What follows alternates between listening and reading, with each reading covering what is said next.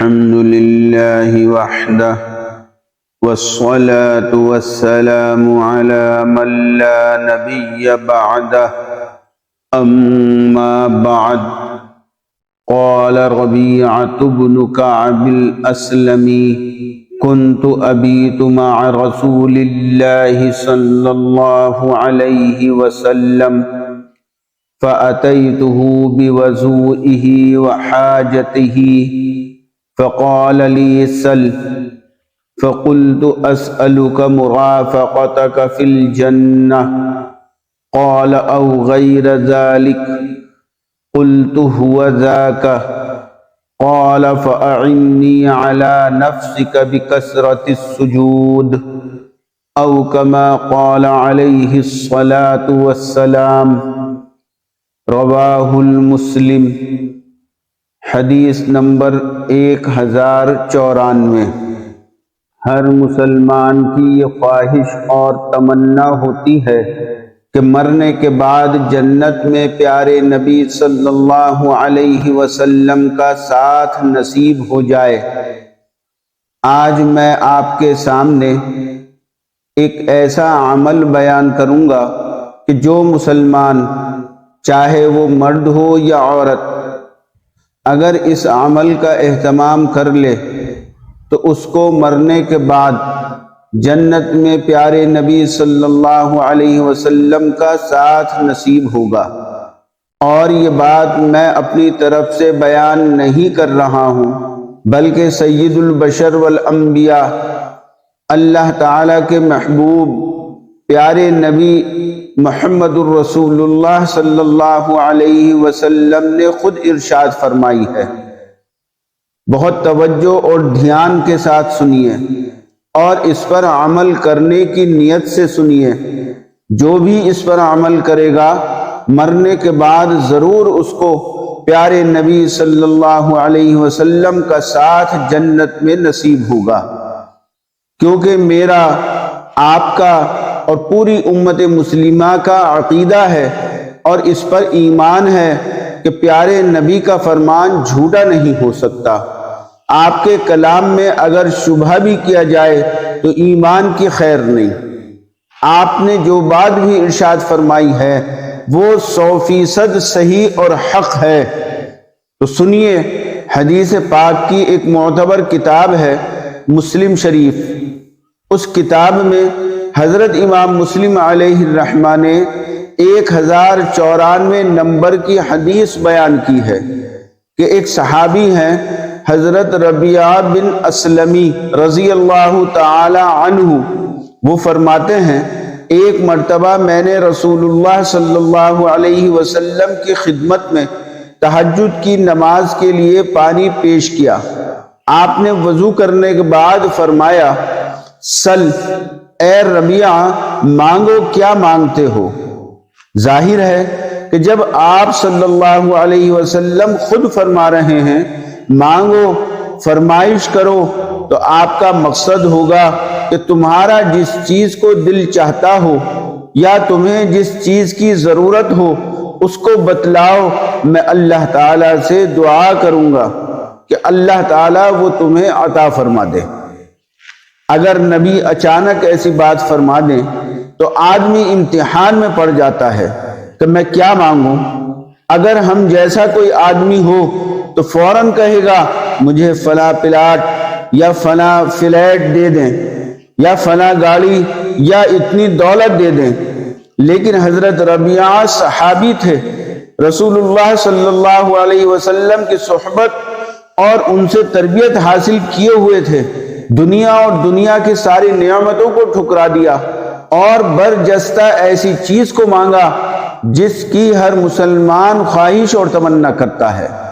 اور اس کے سامنے دوسری کوئی چیز حیثیت نہیں رکھتی۔ حضرت ربیعہ نے جواب دیا، اسألک مرافقتک فی الجنہ، اے اللہ کے نبی میں جنت میں آپ کا ساتھ مانگتا ہوں۔ یہ جملہ سننے میں بہت چھوٹا لگتا ہے لیکن حقیقت میں بہت جامع ہے۔ آپ غور کیجئے، حضرت ربیعہ نے پیارے نبی صلی اللہ علیہ وسلم سے ایسی چیز مانگ لی کہ دنیا اور آخرت کی کوئی دولت اس کے برابر نہیں ہو سکتی۔ رسول اللہ صلی اللہ علیہ وسلم نے جب یہ بات سنی تو فرمایا او غیر ذالک، اس کے علاوہ اور کچھ بھی چاہتے ہو؟ حضرت ربیعہ نے جواب دیا ہوا ذاک یا رسول اللہ صلی اللہ علیہ وسلم، جب جنت میں آپ کا ساتھ نصیب ہو جائے اور آپ کی صحبت مل جائے تو پھر اور کیا چاہیے، لہذا مجھے اور کچھ نہیں چاہیے، بس یہی چاہیے۔ اس وقت پیارے نبی صلی اللہ علیہ وسلم نے ارشاد فرمایا فَأَعِنِّي عَلَى نَفْسِكَ بِكَثْرَةِ السُّجُودِ، اگر تم جنت میں میرے ساتھ رہنا چاہتے ہو تو اپنے معاملات میں میری مدد کرو اور اللہ تعالیٰ کے سامنے کثرت سے سجدے کرو۔ اس حدیث پاک سے معلوم ہوا کہ اللہ تعالیٰ کی رضا حاصل کرنے اور جنت میں صلی اللہ علیہ وسلم کا ساتھ حاصل کرنے کا بہترین طریقہ سجدوں کی کثرت ہے، اور سجدوں کی کثرت سے نفل نماز کی کثرت کی طرف اشارہ ہے، کیونکہ 5 وقت کی نماز پڑھنا تو فرض ہے، اس کو تو ہر حال میں پڑھنا ضروری ہے، ان کے علاوہ نفل نماز کثرت سے پڑھے، مثلا تہجد، اشراق، چاشت، اوابین، تحیت الوضو، تحیت المسجد وغیرہ نفل نمازوں کو پڑھنے کا اپنا معمول بنائے۔ ہمارے اکابر میں ایک بزرگ گزرے ہیں، حضرت ڈاکٹر عبدالحی صاحب، جو حضرت والا تھانوی نور اللہ مرقدہ کے بڑے خلفاء میں سے تھے، اور سیرت پاک پر اسوہ رسول اکرم صلی اللہ علیہ وسلم انہوں نے کتاب بھی لکھی ہے۔ وہ فرمایا کرتے تھے فرض تو اللہ تعالیٰ کی عظمت کا حق ہے جس کو ادا کرنا لازم اور ضروری ہے، اور نفل اللہ تعالیٰ کی محبت کا حق ہے، اور جس سے انسان محبت کرتا ہے اس سے رسمی تعلق نہیں رکھتا، لہذا پابندی اور کثرت کے ساتھ نفل نمازوں کو پڑھنے کا اہتمام کرنا چاہیے۔